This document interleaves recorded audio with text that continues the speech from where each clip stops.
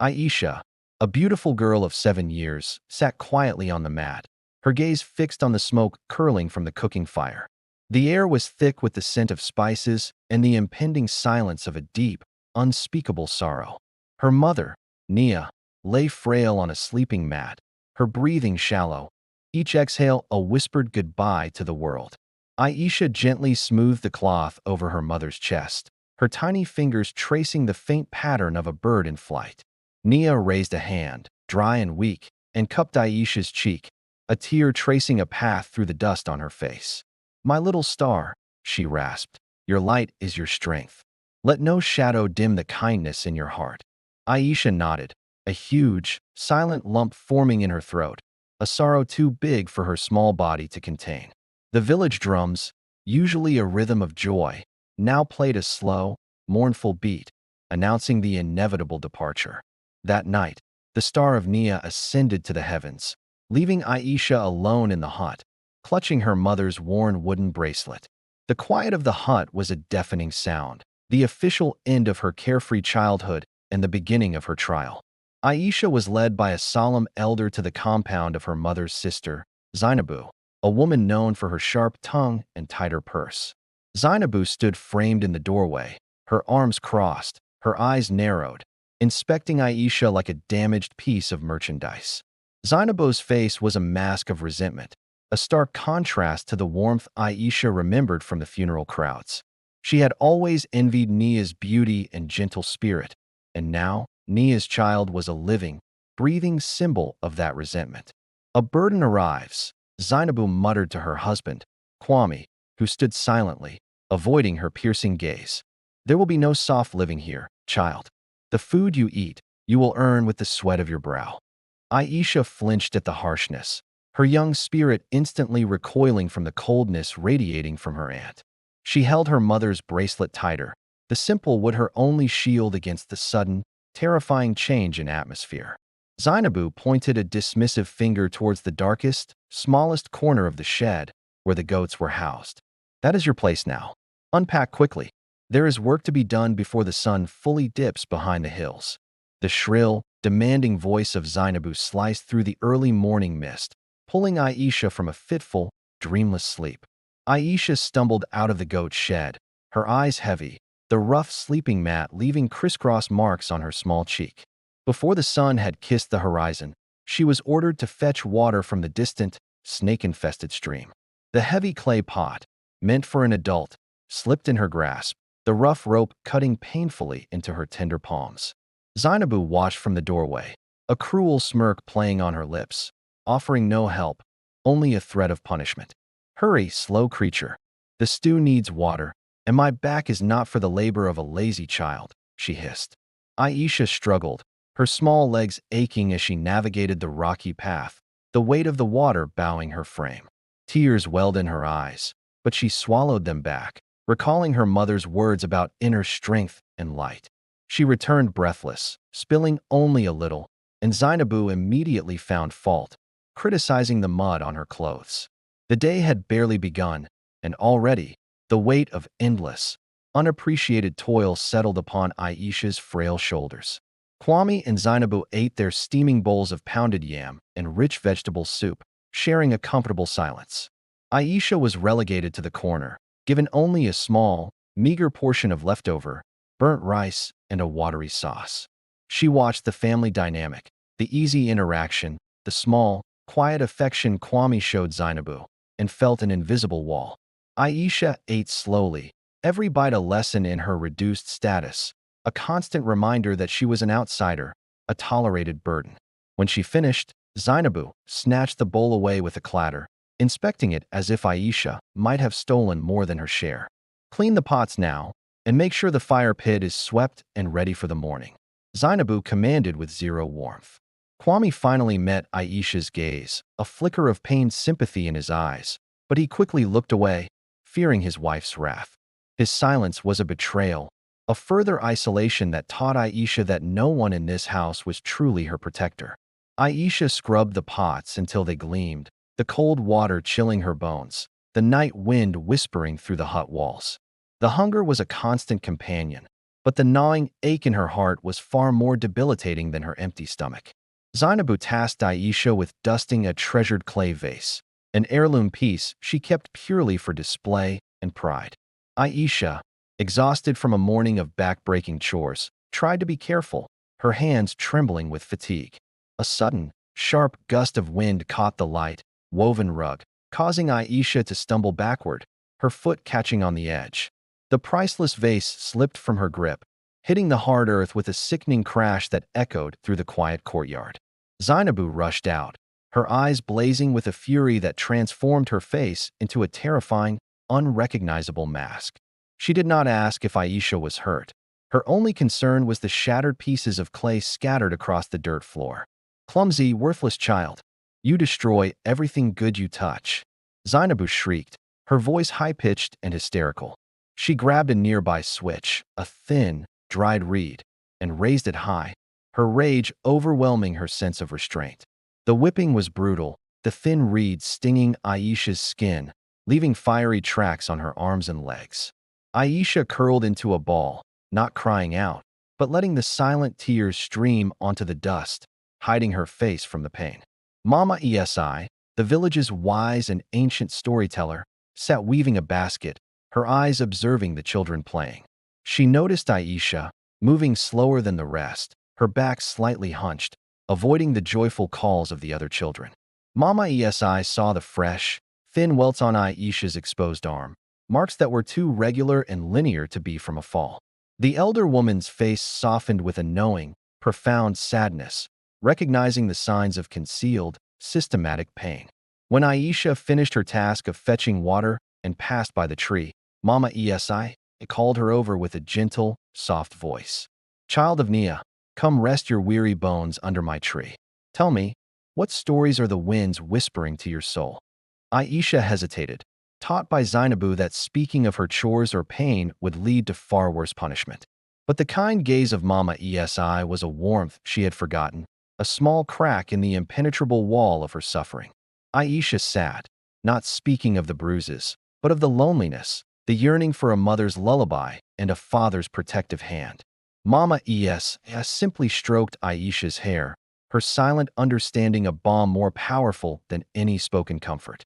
Mama Esi brought Aisha to her lush, secret garden, a place bursting with life, color, and the rich scent of moist earth.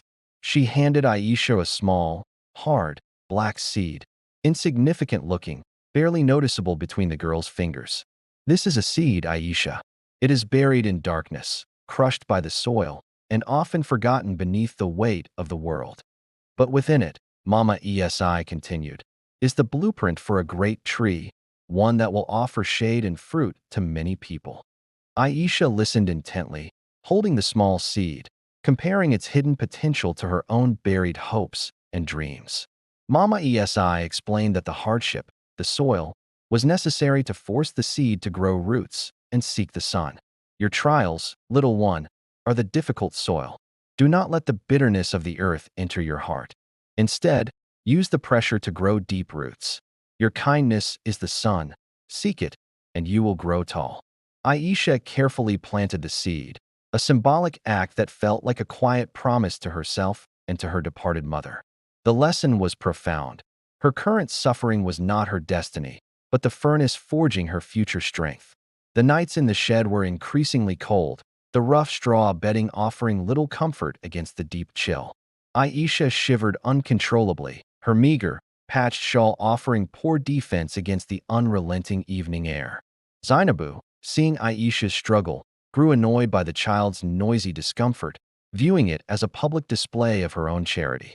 She approached Aisha with a sour expression, carrying an old, thick-woven blanket that Nia had once owned. Aisha's eyes widened with hope, thinking her aunt might finally offer a small gesture of human compassion and warmth. But Zainabu did not give the blanket. She took the only small, thin quilt Aisha possessed, replacing it with nothing. "You waste heat, child. You are too much trouble," Zainabu said, pulling the blanket away and stuffing it under her arm. She walked away, leaving Aisha completely exposed to the cold, the sheer cruelty of the act a chilling reminder of her isolation.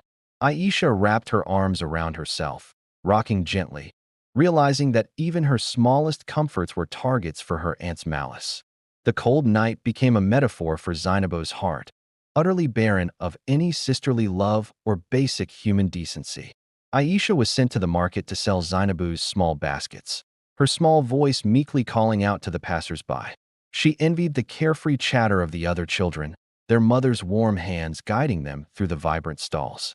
Kwame, Zainabu's husband, approached Aisha secretly, slipping a few small, tarnished silver coins into her hand. He looked furtive, his eyes darting to make sure Zainabu was not observing his brief moment of rebellious kindness. "Don't tell her," he whispered, his voice heavy with guilt and resignation. "Save them, little one. Keep them safe for yourself." It was not enough to buy her freedom, but it was a quiet acknowledgement of her suffering, a sliver of hope. Aisha looked at the coins, feeling a strange mix of gratitude and pity for the man who was too weak to protect her openly. The weight of the coins in her palm was the weight of a possible future, a distant promise of independence and escape. She realized then that her life would not improve until she physically left this place and the shadow of Zainabu's control. A new, fierce determination, fueled not by revenge but by self-preservation, began to solidify within her heart. Aisha, now a young woman of 10, lay awake, her eyes wide, staring at the unseen ceiling of the shed. The year had hardened her body but tempered her spirit, making her resilient, resourceful, and quietly unbreakable.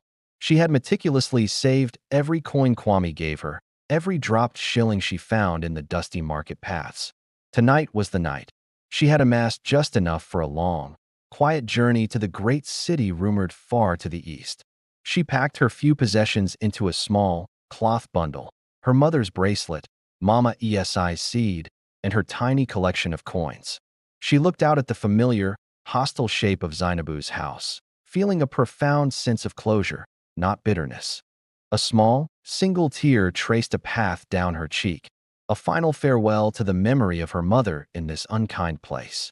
She was not leaving in anger, but in the knowledge that her purpose was larger than this small, suffocating prison. She stood silently, took a deep breath of the cool night air, and slipped out of the shed, melting into the shadows of the moonless night. Aisha walked toward the unknown road, leaving behind the dust and the shadow, seeking the sunlight for her seed of destiny. Aisha walked briskly, her small bundle clutched tight, the faint sounds of the waking village fading behind her like a bad dream. She dared not look back, knowing a moment of hesitation could mean a lifetime of renewed servitude under Zainabu's iron hand. The road was long and empty, stretching out into the vast, silent savannah, and her young legs quickly began to ache and protest. The cold terror of being truly alone was a new and profound feeling, but it was far preferable to the structured cruelty she had fled. She stopped at a small, dried-up watering hole, drinking sparingly from her gourd, conserving every drop for the journey ahead. She pulled out her mother's wooden bracelet, rubbing its smooth, worn surface, drawing silent courage from its presence. As the sun began to rise, painting the sky in fiery orange and gold, Aisha felt the full weight of her decision settle upon her. She was now responsible for her own survival, relying solely on the meager coins and the strength of her own resolve. But with the sunlight came a flicker of the hope Mama Esi had planted, urging her to move forward, away from the shadow. Aisha straightened her shoulders, took a deep breath, and continued her trek toward the distant, unseen city lights. After days of relentless walking, Aisha saw a plume of dust on the horizon, signaling the approach of a large trading caravan.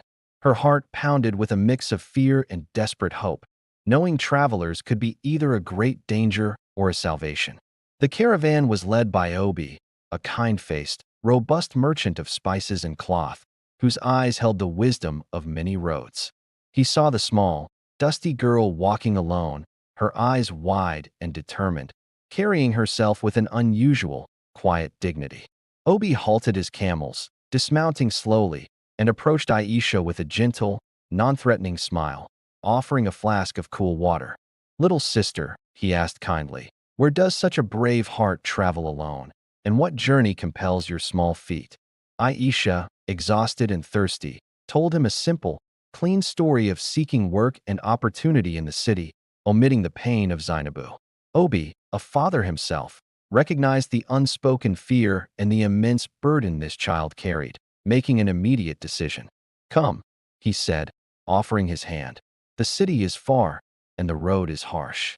You shall travel with us, and we shall be your protection."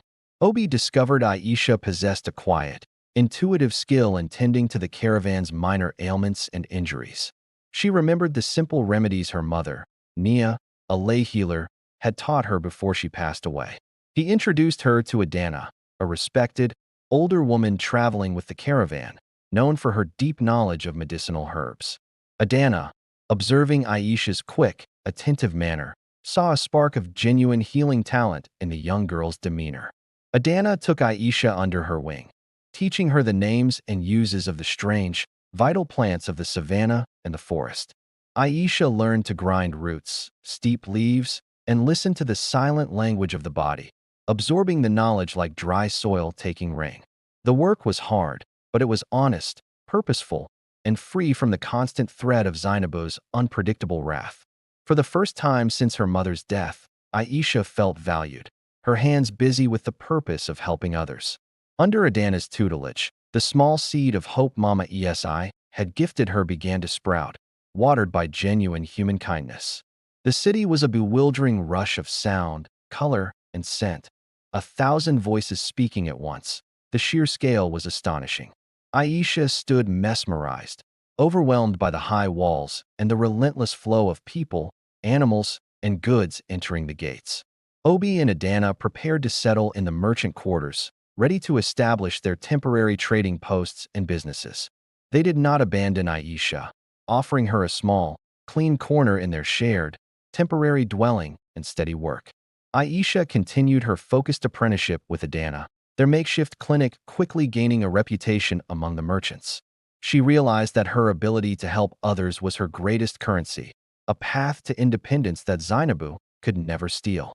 She meticulously recorded every new remedy and lesson in a small, worn notebook, determined to master the ancient craft.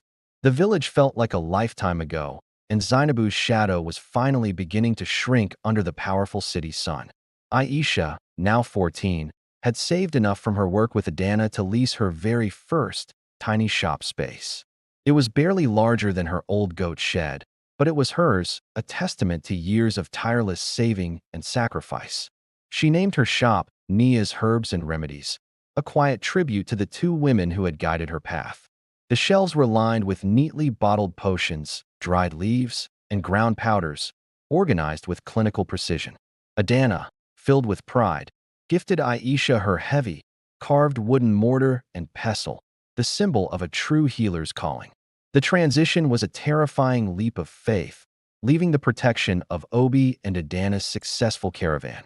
But Aisha's gentle manner, coupled with her profound knowledge, quickly drew customers seeking her effective, affordable care.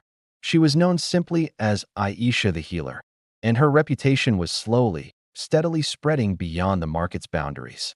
One afternoon, a wealthy, skeptical merchant stopped by, dismissing the small size of her shop and her youthful appearance. He openly questioned her ability to treat his chronic, severe pain, doubting a girl could possess such sophisticated knowledge. Aisha did not argue or raise her voice. Instead, she listened patiently to his every symptom, asking quiet, precise questions. She prepared a specific mixture of herbs known for their anti-inflammatory properties and complex pain relief. The merchant scoffed but took the remedy, only to return 3 days later, his face humbled and transformed by relief. He declared her a miracle worker, spreading her name throughout the upper echelons of the city's trade guilds. This event solidified Aisha's confidence, proving that true skill and compassion always spoke louder than superficial appearance. She realized that the hardships of her childhood had made her deeply empathetic, allowing her to truly see her patients. Aisha had expanded her shop and now employed a few young apprentices, ensuring her practice was always open to the poor. Her business acumen was sharp, allowing her to maintain her profitability while offering free services to those who could not pay. An elderly, bent woman came in one day, weeping, unable to afford the necessary fever medicine for her gravely ill grandchild. Aisha, without hesitation, prepared the full dose, and handed it over, instructing the woman on its exact use, refusing payment.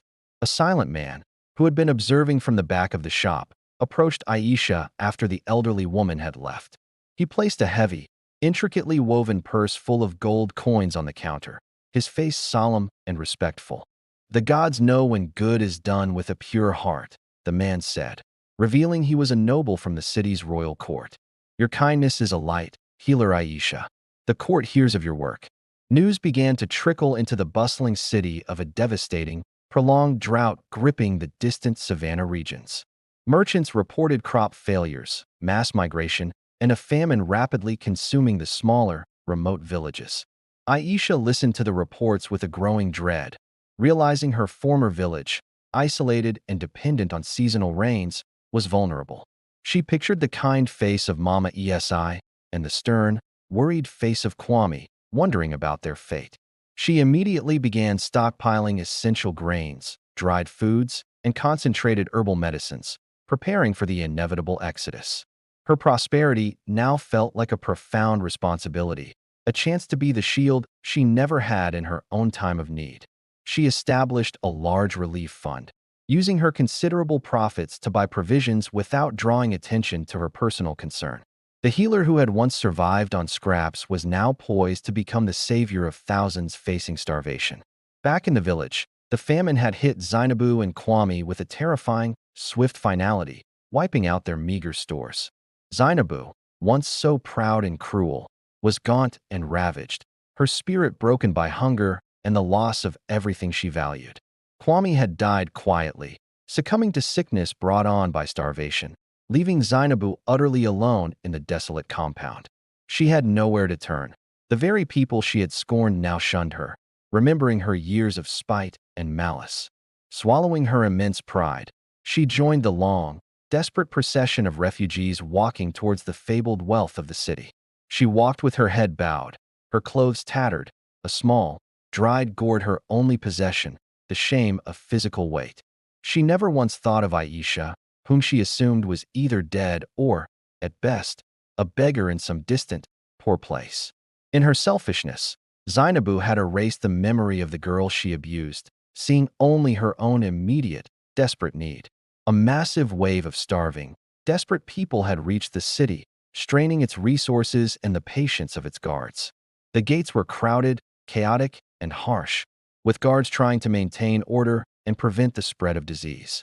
Aisha, now a figure of considerable local authority, arrived at the gates, coordinating the delivery of food and medical aid. She moved through the suffering crowds with calm efficiency, her hands gentle as she treated cuts and administered rehydration salts.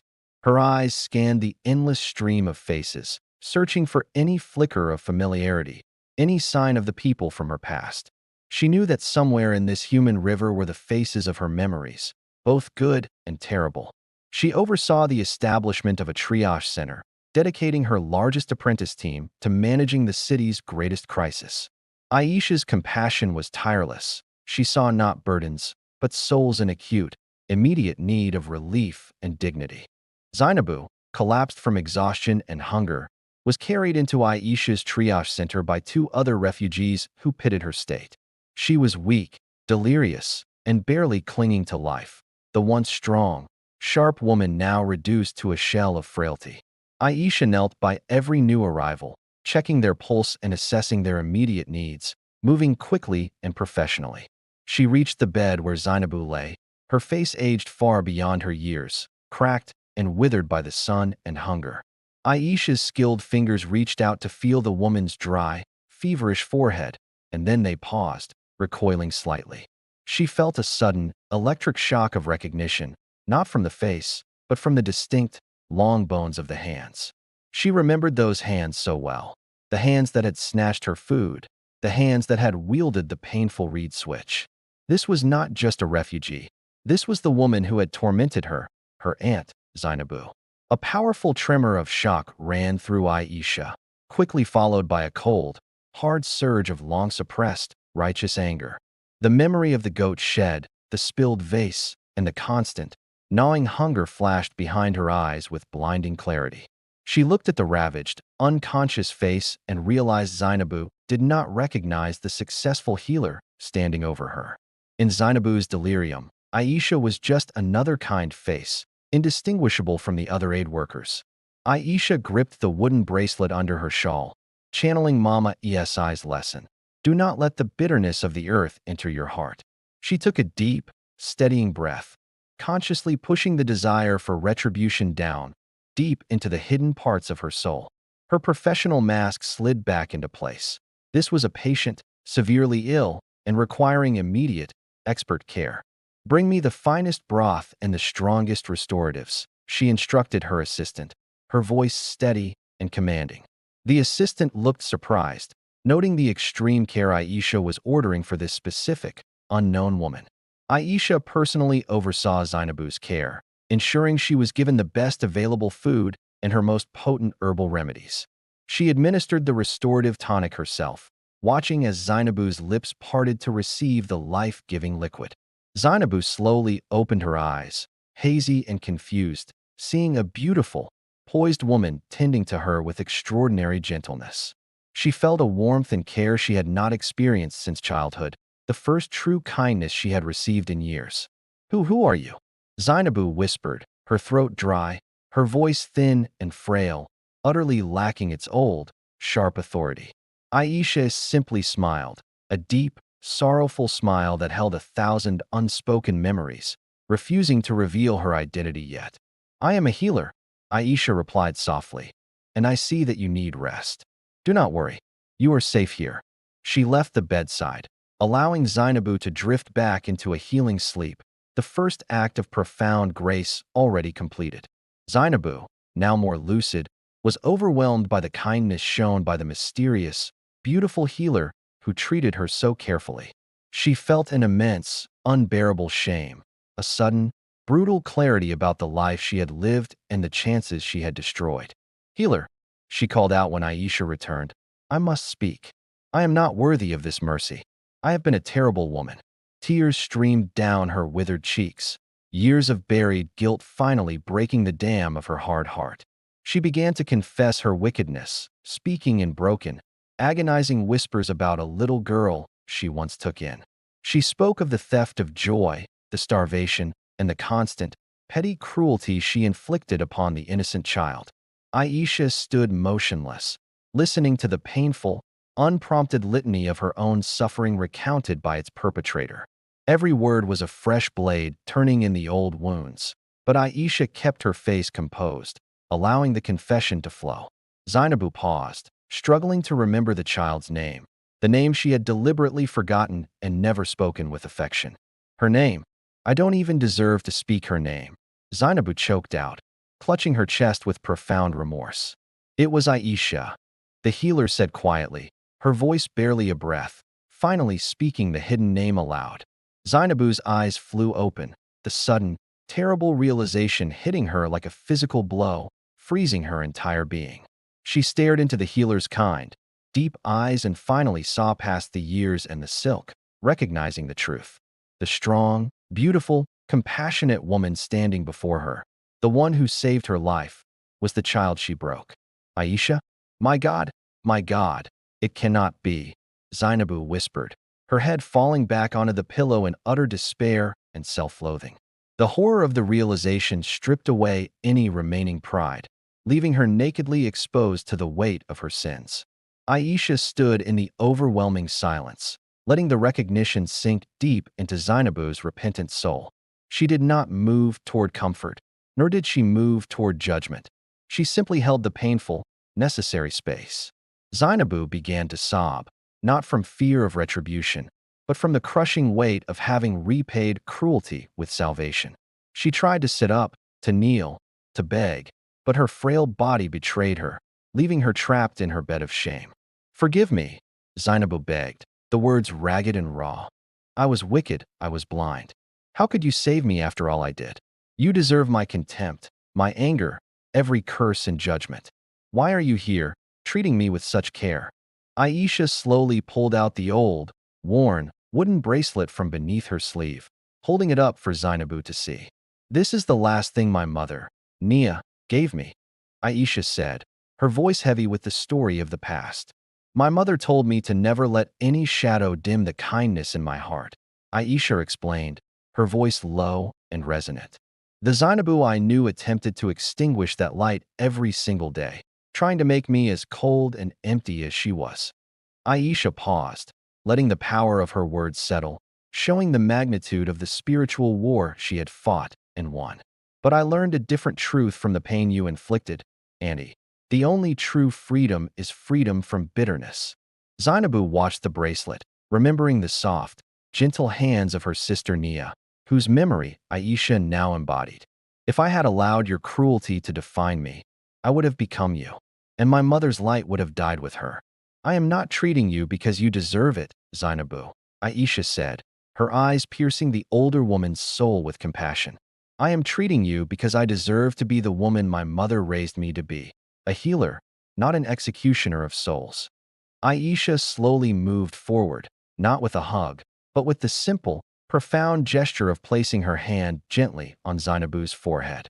It was the touch of a healer to a patient, a niece to her aunt, a final, complete act of separation from the past pain. I forgive you, Auntie, Aisha said, the words quiet yet carrying the weight of years of silent suffering and ultimate triumph. I forgive the anger that wounded me.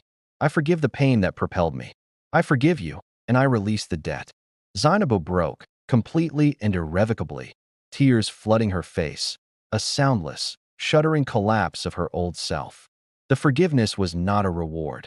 It was a purification, a gift too great for her to comprehend, yet utterly real. She finally understood that Aisha's success was not just monetary. It was the monumental success of her spirit. You are a greater woman than your mother, and far greater than I could ever dream. Zainabu wept into her pillow. Aisha sat with her mentors, Obi and Adana, telling them the incredible story of the patient she had recognized and forgiven. She recounted the years of mistreatment, her escape, and the painful, cathartic moment of the reunion and absolution. Obi and Adana listened with quiet awe, realizing the immense spiritual depth of the young woman they had helped nurture. The roots you grew, Aisha, Adana murmured, are deeper than any tree in the forest. You have truly found the sun. Aisha explained her next vision, establishing a permanent, large-scale medical and agricultural relief center outside the city. She wanted to create a place of permanent refuge, where the suffering could be healed and taught self-sufficiency. She declared that her vast fortune would be dedicated entirely to this mission, ensuring no child ever suffered the way she had. The purpose of her wealth was sealed. It was not for luxury, but to be a weapon against poverty and cruelty. Zainabu, physically healed and spiritually transformed, was ready to leave the triage center and face the uncertainty of the future. She was prepared to live a quiet life of penance, asking for nothing, only seeking to make amends where possible.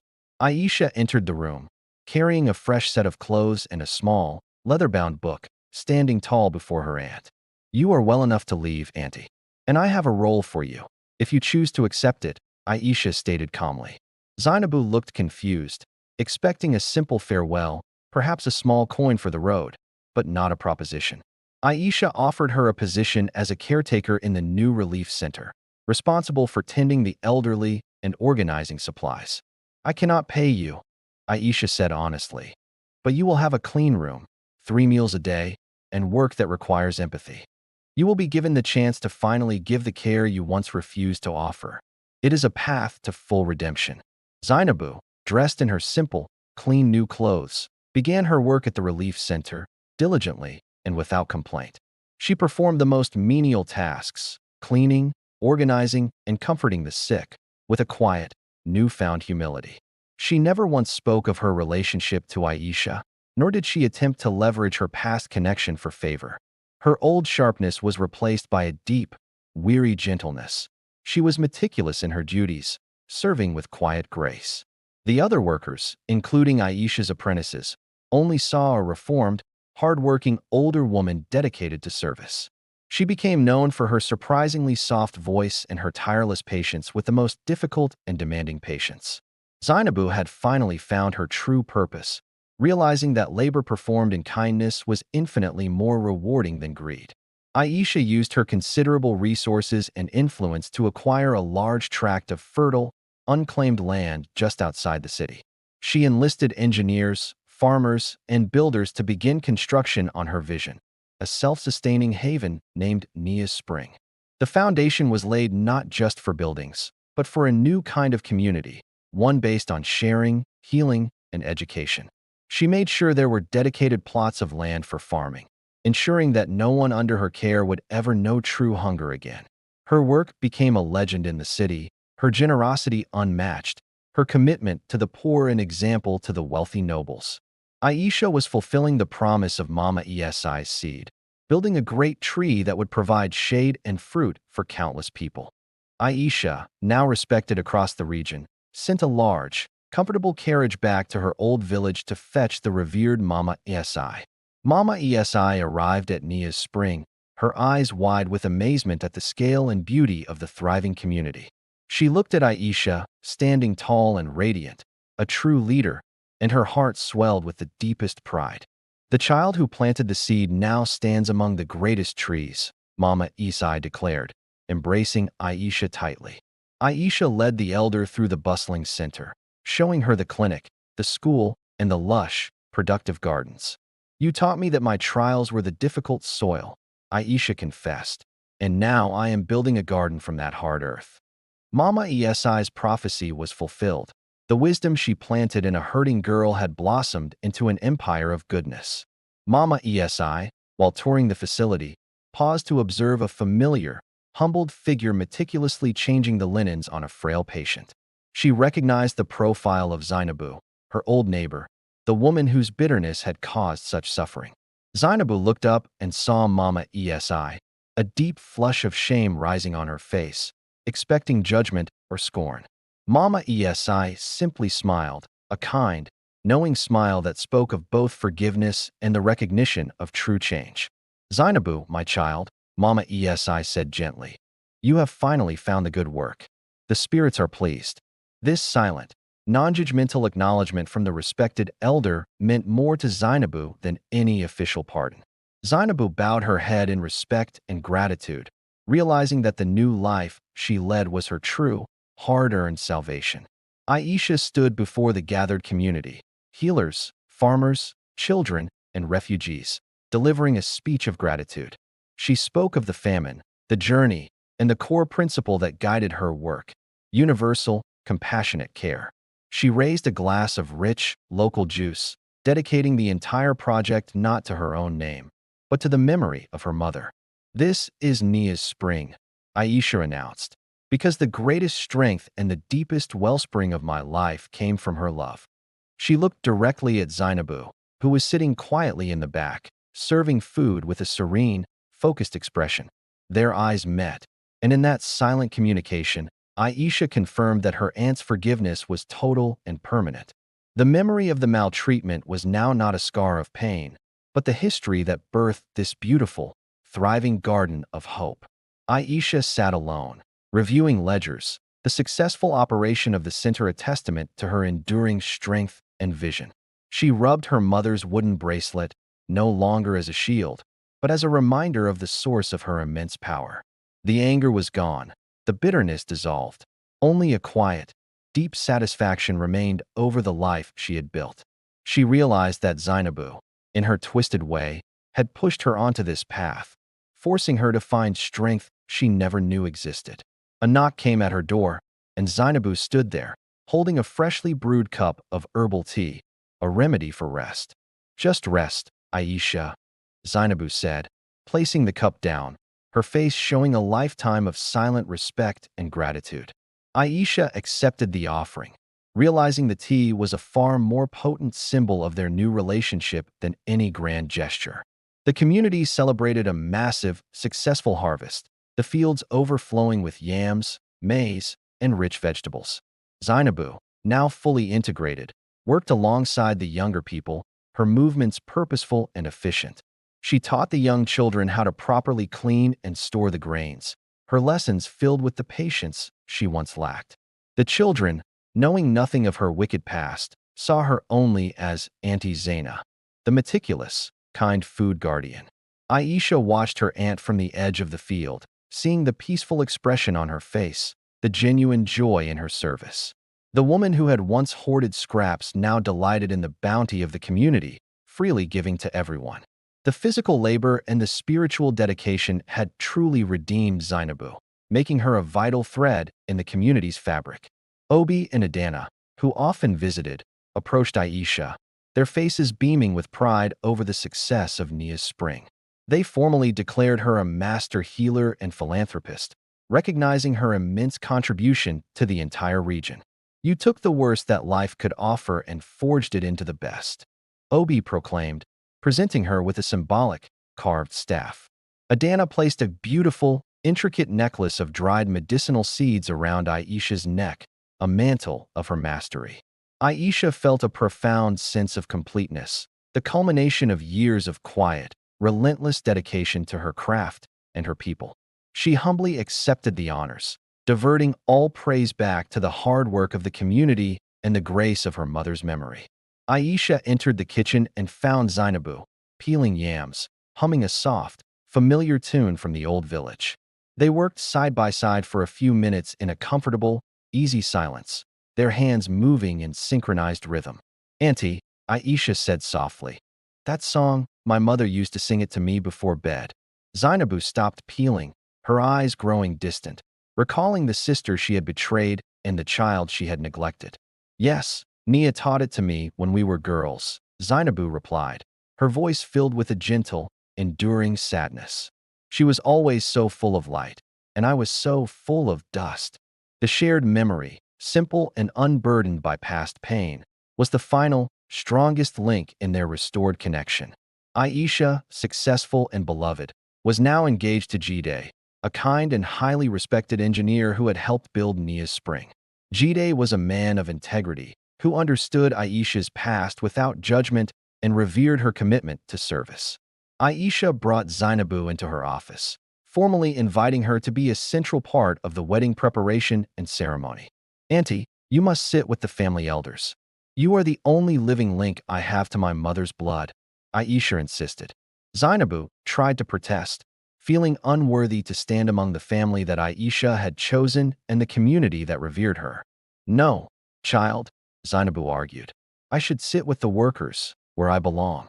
The family seat is not for me. It is for you," Aisha stated firmly, placing her hands over Zainabu's. "It is a sign that my forgiveness is complete and your penance is done." The entire community gathered to celebrate the union of Aisha and Jide, a testament to hope and enduring goodness. Aisha, radiant and joyful, was surrounded by her true family, Obi, Adana, Mama Esi, and her apprentices. Zainabu watched from a distance, making sure every detail was perfect, her eyes glistening with quiet tears of happiness. She saw Aisha, not the starving child, but the majestic woman she had become, a miracle born of resilience. She slipped away to Aisha's room and carefully placed Nia's own preserved, ornate wedding shawl on the bed. It was the final gift of redemption, a piece of Nia's legacy passed on by the woman who had once tried to destroy it. Aisha walked into her room and saw the beautiful, antique shawl, instantly recognizing it as a piece of her mother's history. She knew it could only have been Zainabu who placed it there, a silent gesture too profound for words. Tears streamed down her face, not of sorrow, but of overwhelming joy and the recognition of true reconciliation. She picked up the shawl, its smooth silk a cool comfort against her skin, feeling her mother's presence in the room. The emotional weight of the moment was immense. The abused child was now dressing in the shawl of the woman who protected her. She realized the forgiveness had finally healed not just Zainabu's heart, but the last lingering remnants of her own childhood pain.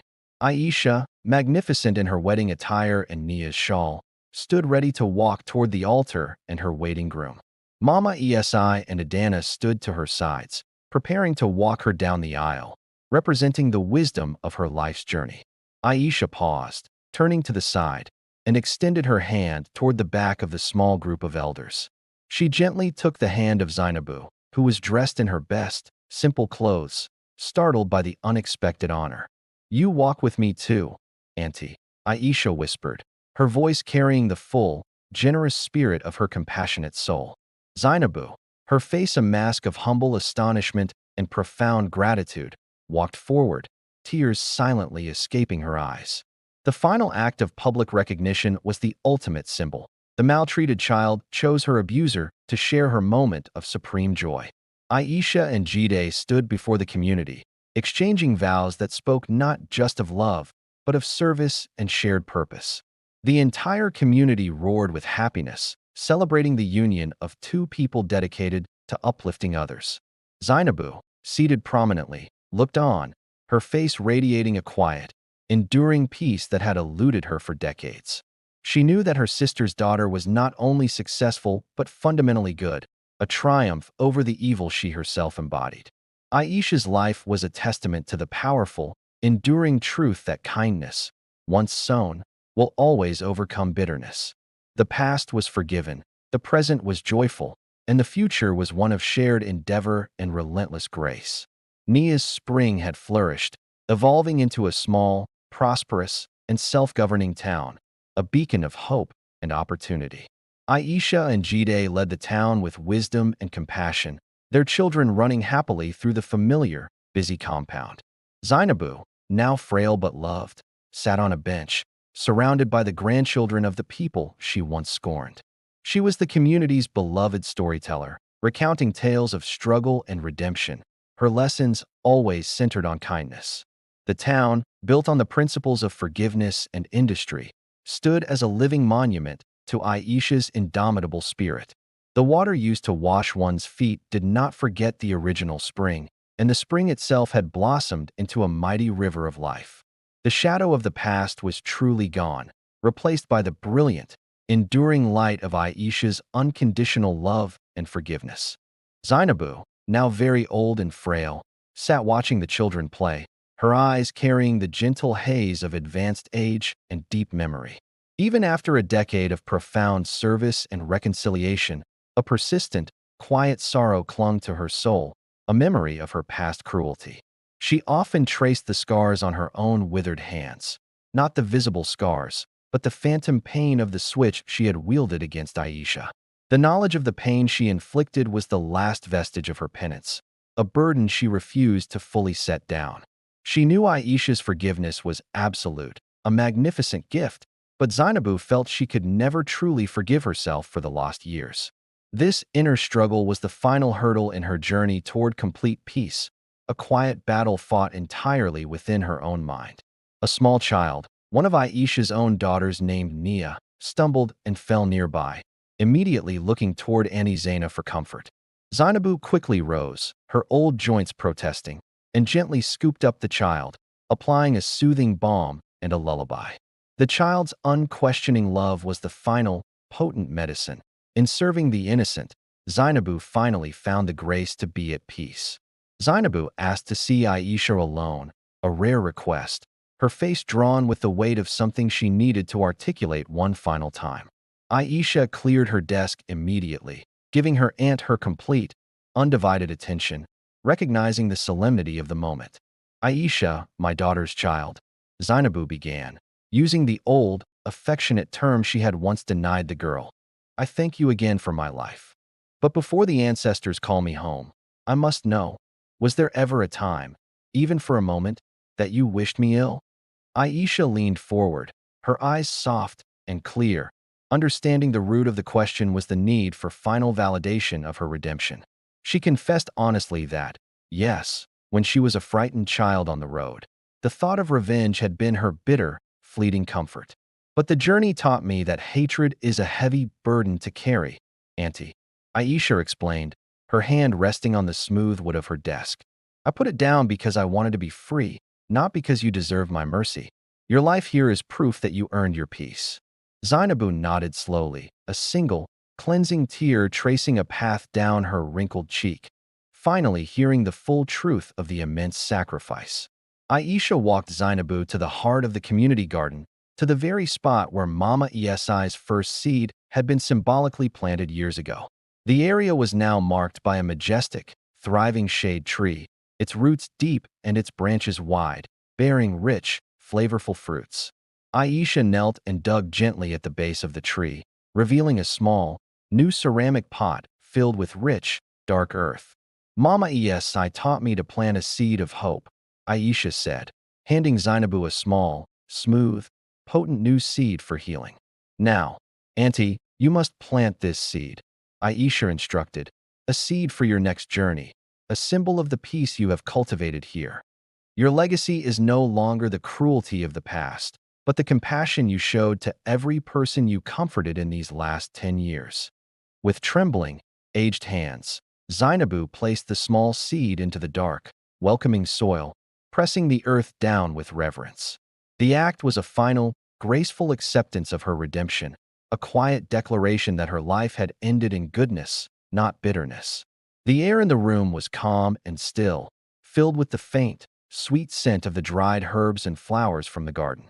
Zainabu lay peacefully, her breathing shallow, her long, arduous journey coming to its inevitable, gentle conclusion. Aisha sat by her side, holding her hand, stroking the dry skin that had once been the instrument of her childhood terror.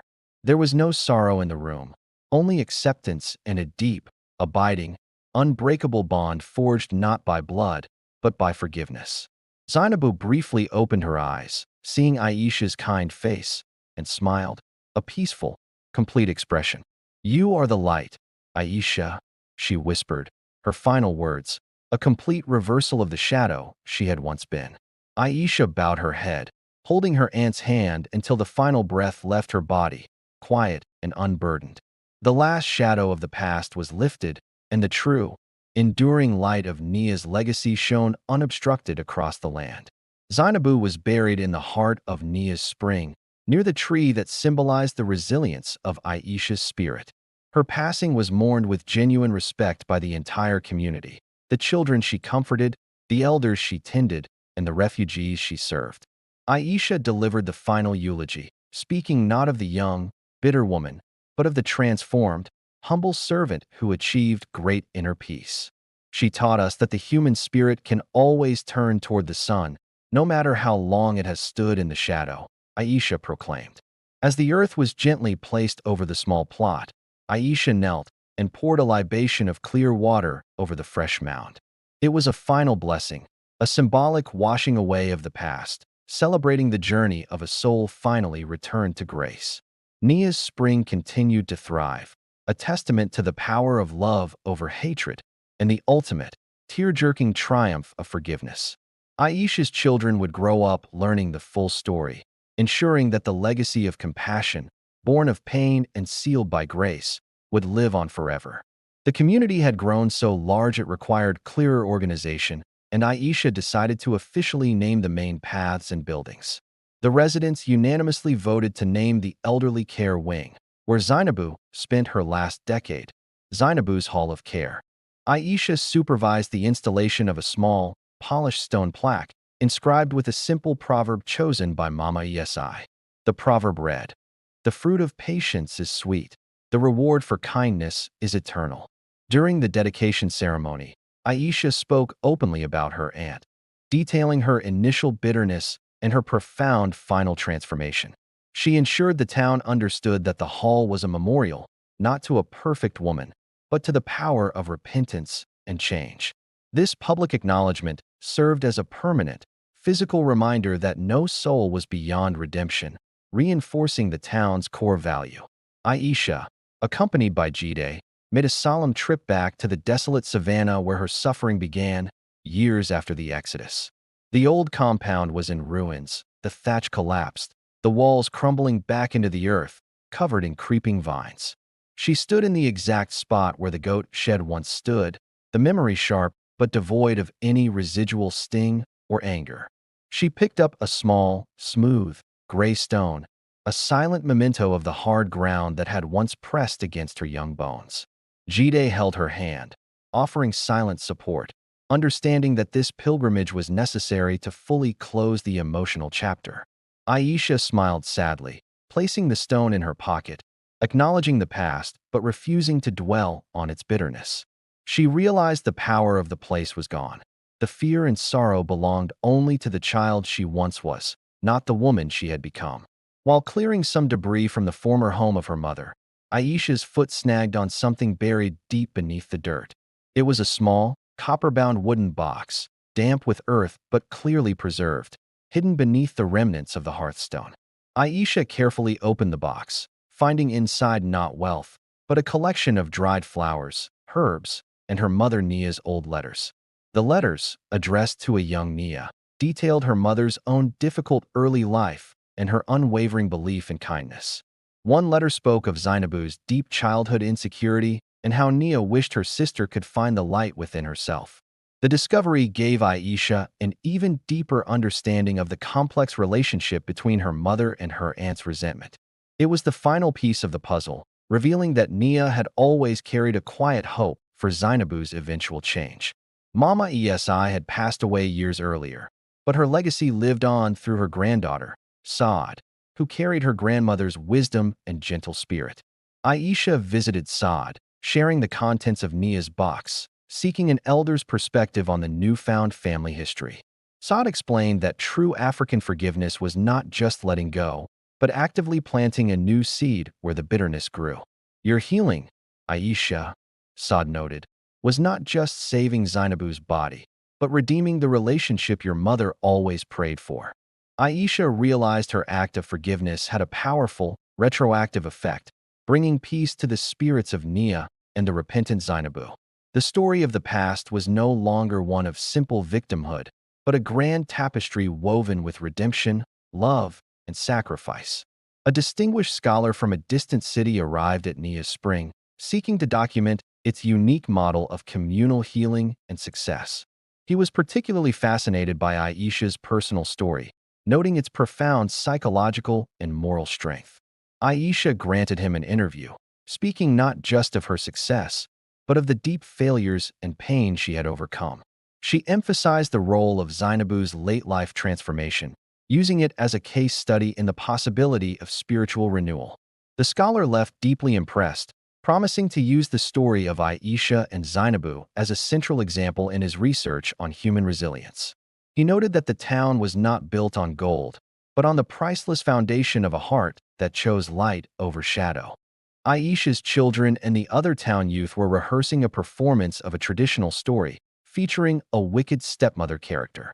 Aisha watched them, noticing how the children treated the wicked character with a theatrical, yet simplified, view of evil. Aisha quietly intervened, asking the children to adjust the ending of their play to show the stepmother's eventual, slow transformation.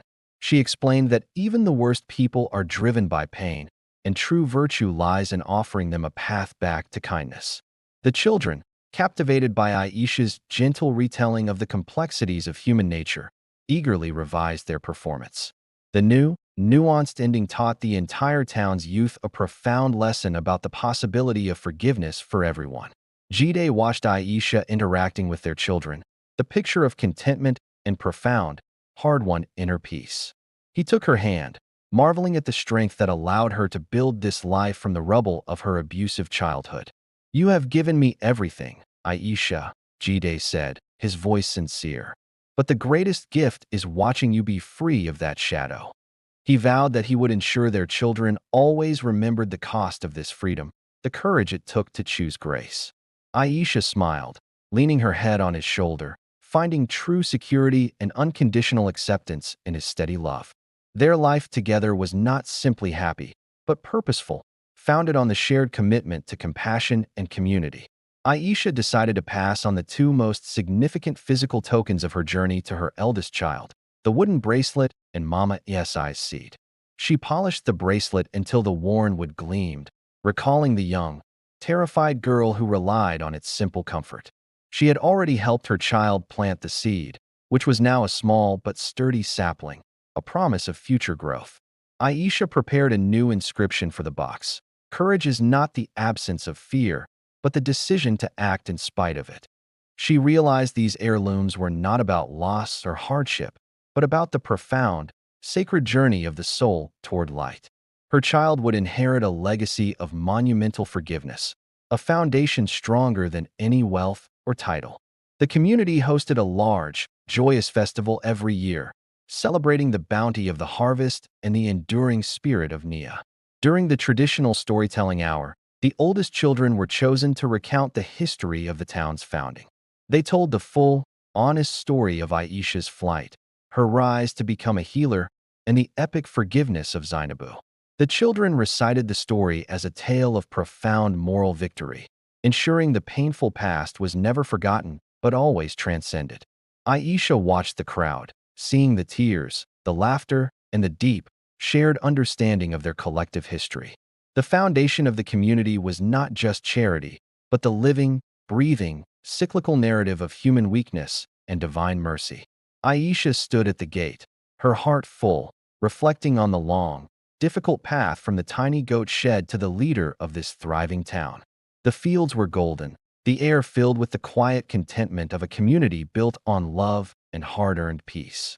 She saw a young mother gently instructing her child, mirroring the lesson of light that Nia had passed down so many years ago. Aisha realized her forgiveness of Zainabu was not a single event, but the source of the continuous, generative kindness of the town. The pain of the past had not only healed her, but had created an entire, everlasting spring of mercy for thousands. Her life was the living proof of the ancient wisdom. The greatest strength is found in the heart that chooses to forgive. Please subscribe, share, like, comment for more videos.